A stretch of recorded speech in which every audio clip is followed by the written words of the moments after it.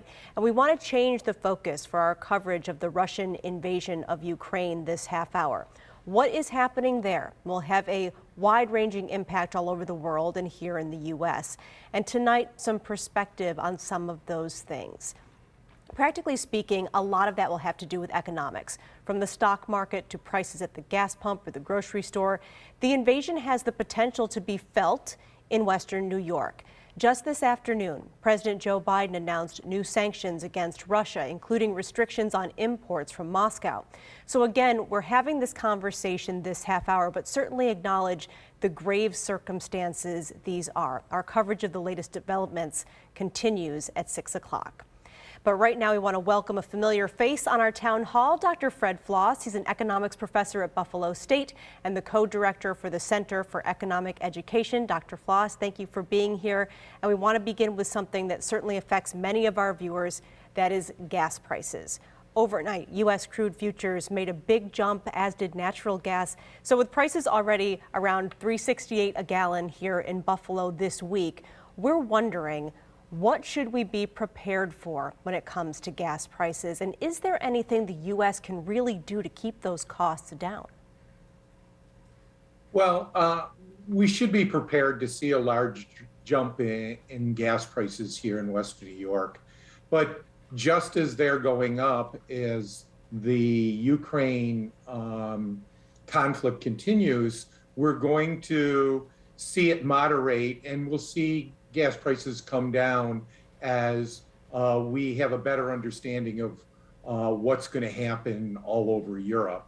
So while we should expect for a few months to see higher gas prices, we're also then going to see it moderate.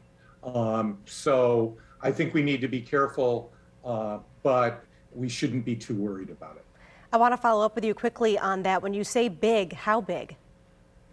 Well, it wouldn't surprise me if we see gas prices go over $4 a gallon. So we should be ready for that. If we're planning on taking long trips, we're going to have to think about those increased costs before we go and make sure we have enough money to have a good trip.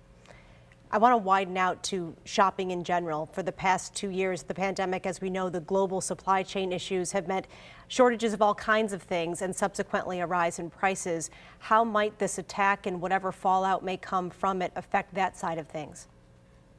Well, there's actually two different sort of levels going on. First, anything that's coming from the Mediterranean or coming from anywhere near the Ukraine, it's going to take longer for shipping to happen. So we're going to see more disruptions in the supply chain. And to the extent that we're putting sanctions on the Soviet Union and the minerals that we get from the Soviet Union, that's going to increase the prices of those and cause prices to go up in all of those things. But in the long run, this could very much be a game changer for Western New York, because as we become closer to Europe, because of NATO and because of the crisis, and as we look to Canada to do more industry, over time, this may actually have more jobs created in Western New York and grow the economy over time. But that's a long-term thing, not the next 6 months or a year. Even before these actions, inflation was a concern. Can you help us understand how to manage that reality? Is it just a matter of changing habits? And for those of us not versed in economics as you are, what do we need to know about that?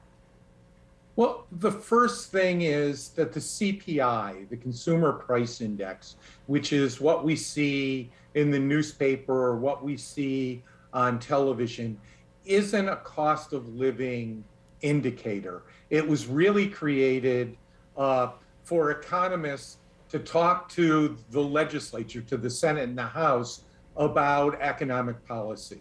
So, for example, housing prices are a big part of the CPI. Well, if you're not buying a house, that's not going to matter very much to you.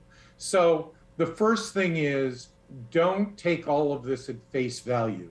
But in your own day-to-day shopping, look at where you're buying things and look at how it's impacting your budget.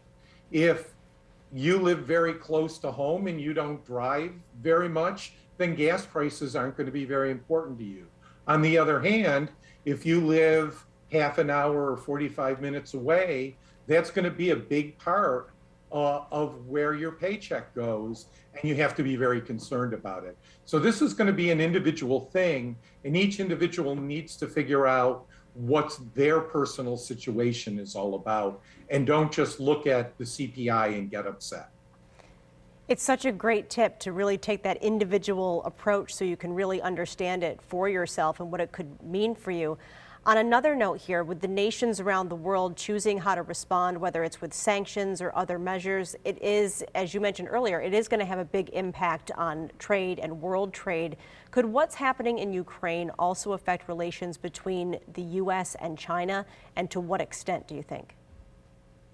It could. If China thinks that we're weak, and if the reason Putin decided to invade the Ukraine was because they thought the American experiment was losing ground, then China's going to jump in and put pressure on Taiwan, put pressure on Japan and South Korea, which could have a very disruptive impact. On the other hand, China has to be very worried because they're part of an integrated economic system, much more than the Soviet Union. So I think China is going to have to really step back and decide, does it want to be part of the Western economy, or does it want to be part of an autocratic sort of worldview with the Soviet Union? That's going to be a very difficult discussion for them. On the other hand, what this leads the United States to have to think about is, are we going back into a Cold War? In which case, are we going to spend more money on military equipment, on military readiness? Are we going to want to have a larger army? All of these things are very, very expensive, and they slow the economy down and they hurt economic growth. So there are going to be some very, very hard decisions, not only in China and the Soviet Union, but for the United States at home. And we should start to talk about them now. We'll leave the conversation there for now. We've been joined by Dr. Fred Floss, an economics professor at Buffalo State, also the co-director for the Center for Economic Education, helping us understand some of these issues tonight. Dr. Floss, thanks again for joining us. Thank you.